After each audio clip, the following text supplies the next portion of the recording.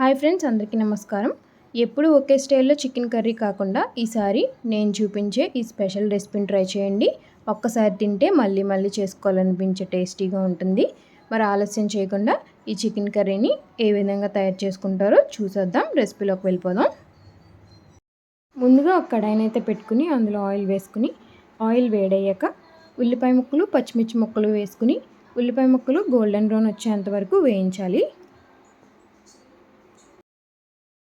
ఇప్పుడు ఇందులోకి మనం ముందుగానే శుభ్రం చేసి పెట్టుకున్న చికెన్ అయితే వేసుకుని ఒక 1/2 టేబుల్ స్పూన్ పసుపు, తగినంత ఉప్పు, 1 టేబుల్ స్పూన్ అల్లం వెల్లుల్లి పేస్ట్ కూడా వేసుకుని నీరు అంతా ఎగిరిపోయినంత వరకు చికెన్ అయితే కుక్ చేసుకోవాలి. ఇప్పుడు మనం ఇందులోకి కాజు పేస్ట్ని అయితే యాడ్ చేసుకుంటున్నామండి.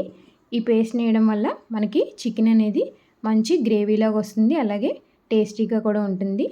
ముందుగా మనం ఒక 10 జీడిపప్పులు, ఒక 5-6 కాశ్మీరీ చిల్లీస్ని వాటర్లో నానబెట్టుకుని పేస్ట్ చేసుకుని వేసుకోవాలండి.